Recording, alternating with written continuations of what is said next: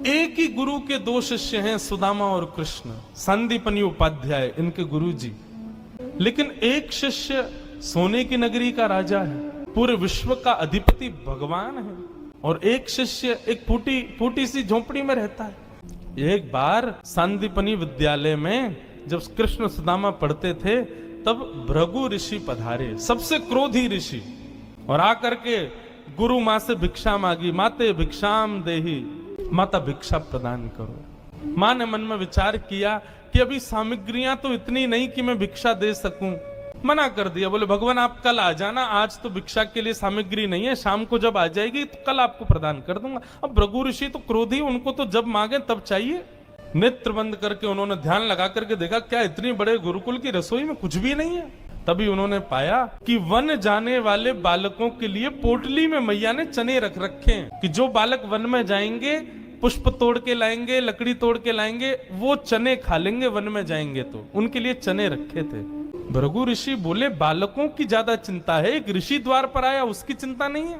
थोड़ी दूर जाकर के अपने कमंडल के जल से श्रापित कर दिया, जो भी उन चनों को खाएगा वो लक्ष्मीहीन हो जाएगा, उसके जीवन से लक्ष्मी चली जाएगी, वो निर्धन हो जाएगा। जिस समय भृगु ऋषि श्राप दे रहे थे, सुदामा जी वहीं एक वृक्ष के पीछे बैठ करके कुछ पुष्प तोड़ रहे थे। जैसे ही श्राप दिया, सुदामा जी पहले तो चाहते थे कि मैं जाकर के ये संकेत कर दूं कि भाई उन चनों को मत खाना, उनको शाप लगा है। लेकिन तभी गुरुकुल जाते समय देखा कि सामने से अपने दोनों कमर पर पोटलियां बांध करके कृष्ण चले आ रहे हैं। सुदामा जी बोले लाला कहां जा रहे हो? बोले आज तोकू और मोकू वन में जावे की सेवा मिली है, मोए और तोए वन से पुष्प और तुलसी तोड़ के लानी है, लकड़ी तोड़ के लानी है। चल देख गुरु मैया ने वन में खावे के काजे चना भी दिए, दोनों प्रेम से पाएंगे और प्रेम से वहां से बढ़िया सब कछु लेके आएंगे। आज बालकन में हमारो नंबर आया हो वन में जावे को। सुदामा जी की नजर पोटलियों पर पड़ी, बोले कन्हैया कहीं खा नहीं ले, फेंक देंगे तो कहीं अंकुरित होके वृक्ष बन गए, कोई भी खाएगा तो लक्ष्मीहीन हो जाएगा, मेरो कन्हैया खा लेगो तो लक्ष्मीहीन है जाएगो।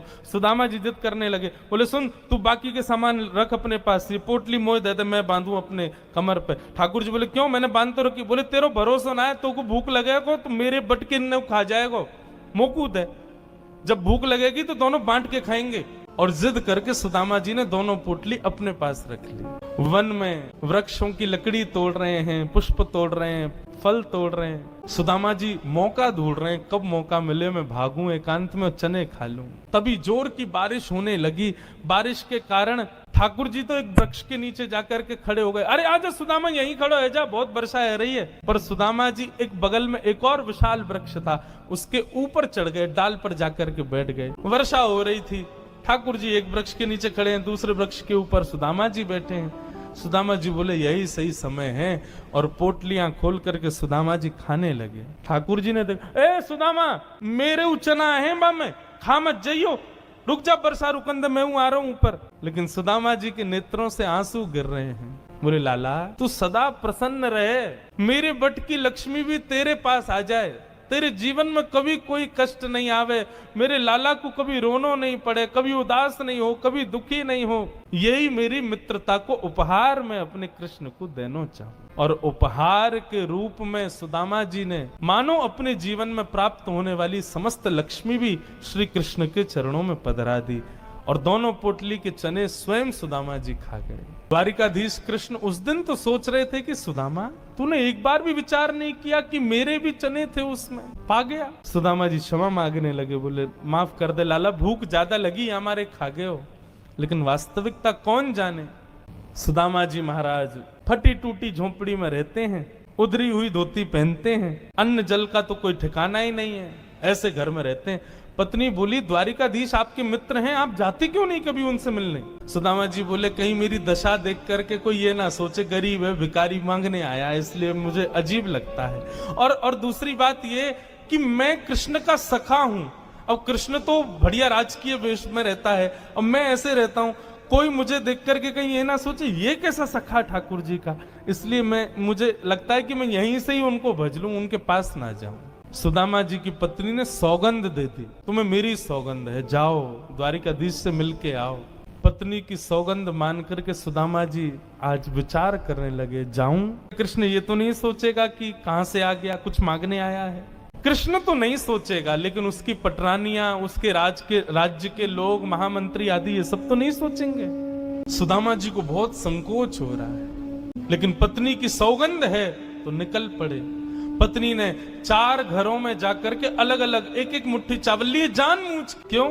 ताकि जब ये पोटली द्वारिकाधीश देखेंगे तो अलग अलग प्रकार के चावलों को देख के पहचान जाएंगे कि एक दाना भी सुदामा के घर का नहीं है। थोड़ी तो कृपा करेंगे मेरे ऊपर। सुदामा जी पोटली दबाए निकल पड़े। सुदामा जी महाराज धीरे धीरे चल करके द्वारिका की ओर जा रहे हैं। चलते चलते महीनों बीत गए सुदामा जी को। तभी एक व्यक्ति से बोले, भैया द्वारिका नगरी कितनी दूर रह गई है अभी यहाँ से? व्यक्ति हंस करके बोला, भगवान आप गलत आ गए हो। बोले गलत? कितनी दूर आ गए? बोले अभी आप कम से कम 50 कोस और पीछे जाओ, वहां से एक रास्ता मुड़ेगा, वो द्वारिका को जाता है, आप तो कहीं और पहुंच जाओगे अभी। सुदामा जी महाराज बोले, भले पधारे भैया द्वारिकाधीश। चलते चलते चलते मैं तो वैसे ही आधो जाऊंगा, मुंह तो लगे मेरे प्राण ही निकल जाएंगे, मैं द्वारिका पहुंच ही ना पाऊंगा। अब लाला तू वैसे तो हमारे हृदय में बैठो है, चल के तो हम पता ना कब पहुंचेंगे, लेकिन लाला तेरी अगर इच्छा हो तो तू ही बुला ले अब मुंह को। और ऐसा कह के सुदामा जी वहीं एक वृक्ष के नीचे लेट गए। जैसे ही लेटे थोड़ी बहुत देर में ही उनको थोड़ी ध्वनि सुनाई देने लगी।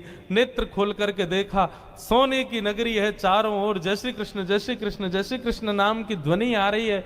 सुदामा जी महाराज थोड़े प्रसन्न हो गए। बोले भैया ये कौन सी नगरी है? किसी व्यक्ति से पूछा ये कौन सी नगरी है? बोले भगवान ये द्वारिकापुरी। मेरे कृष्ण मित्र की नगरी द्वारिका?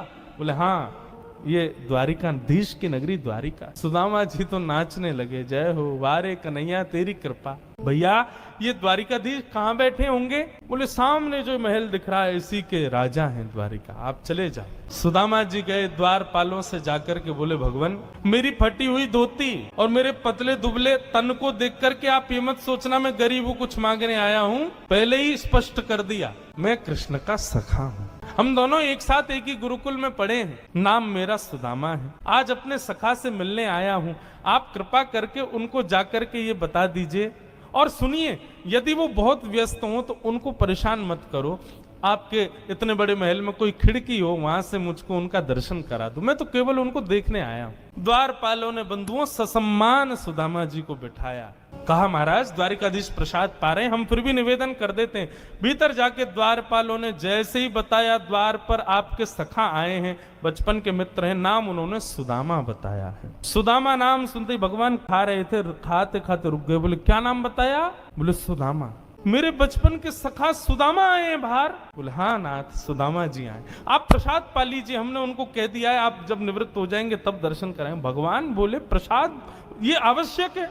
मेरे मित्र आए सखाएं बाहर खड़े, तुम उनको बाहर ही छोड़ के आ गए। भगवान आज पहली बार बीच प्रसाद से उठ गए, दौड़े। महामंत्री, सेनापति, पत्नियां सब दौड़ रही हैं। ऐसा कौन आ गया जिसके लिए भोजन छोड़ के भागे? द्वार पर दीनहीन सी अवस्था है, सुदामा जी खड़े। भगवान ने जाकर के हृदय से लगा ली। बार बार उनके मुख को देखते हैं, फिर हृदय से लगाते हैं, फिर देखते हैं, फिर हृदय से लगाते हैं। अपने गले में गलवैया डाल करके लेकर के चल रहे हैं। फिर चलते चलते पता नहीं क्या होता है, ठाकुर जी फिर रोकते हैं, फिर हृदय से लगा लेते हैं, फिर चलते हैं, फिर हृदय, बार बार हृदय से लगा रहे हैं और रोने लग रहे हैं ठाकुर जी। रुक्मणी आदि पटरानियों ने ऐसा दृश्य पहले द्वारिका में कभी नहीं देखा। सुदामा जी को ले जाकर के द्वारिका के सिंहासन पर बिठाया।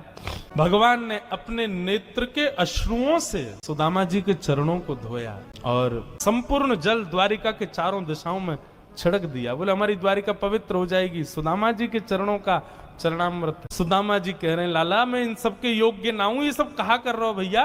ठाकुर जी बोले आप किसके योग्य हो और कौन किसके योग्य? मुझसे बढ़िया कोई नहीं जानता, चुपचाप बैठे रहो, जो कर रहे हैं करने दो। जो लक्ष्मी सदा के लिए विहीन हो गई थी, उस वही लक्ष्मी आज सुदामा जी के चरण पहुंच रही है। भगवान की सुदामा जी की थोड़ी मैत्री चर्चा हुई। सुदामा जी से भगवान ने पूछा, सुदामा जी ब्याह हो गए आपके? बोले हाँ लाला है क्यों ब्याह। बोले ब्याह कर लिया, हमको नहीं बुलाया। बोले लाला कर्जा लेके ब्याह कियो और वह ब्याह में भी सबन को भोजन करावे के चक्कर में मैं और तेरी भाभी तो भूखे ही रहे। 4 दिन बाद पड़ोसी ने आके भोजन दियो तब जाके तो पेट भरो। अब वहां में तो को बुलाते तो लाला तो पवानो तो बहुत दूर की बात, अब तू आते तो तेरे संग घोड़ा आते, सैनिक आते, इनको ही नहीं पवा पाते। ऐसे ब्याह में फिर हम कैसे बुलाते लाला? हमारे निमंत्रण ना दियो। मेरी छोड़ लाला तू बता तेने ब्याह कर लियो?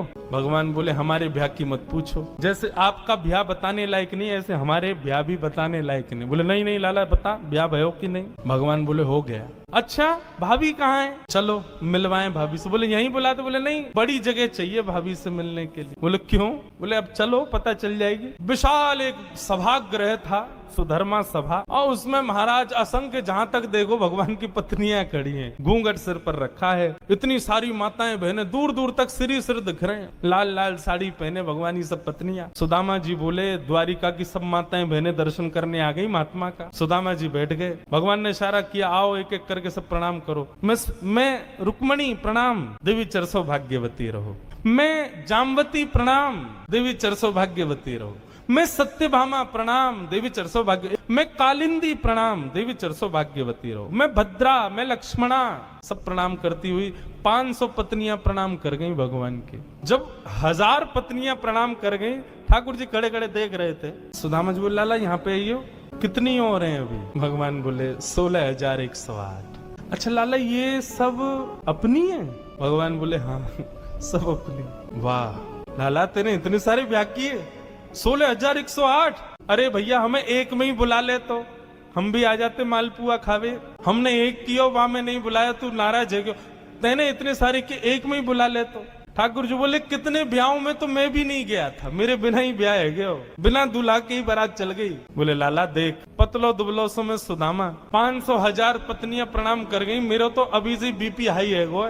लाला 16,000 उनको आशीर्वाद दूंगा तो मुंह तो लगा मेरे प्राण ही निकल जाएंगे। एक काम कर, पत्नी तो 16,108 है, पति तो अकेलो तू ही है ना? बोले हाँ। एक काम कर तू मुंह को प्रणाम कर, मैं तू को आशीर्वाद दे दूं। अधीश दंडवत कर रहे हैं और सुदामा जी दोनों भुजा से आशीर्वाद दे रहे हैं। इस दृश्य को देख करके द्वारिका के लोग बलियां लेने लगे। जय हो, धन्य है हमारे द्वारिकाधीश। एक ब्राह्मण को कितना सम्मान देना चाहिए, द्वारिकाधीश से सीखो। अपने राज सिंहासन पर बैठा दिया, ये भी विचार नहीं कर रहे हैं कि मैं द्वारिकाधीश हूं, मैं जगत नियंता जगदाधार हूं। साष्टांग दंडवत प्रणाम कर रहे हैं सुदामा जी को। सुदामा जी उनको आशीर्वाद दे रहे हैं।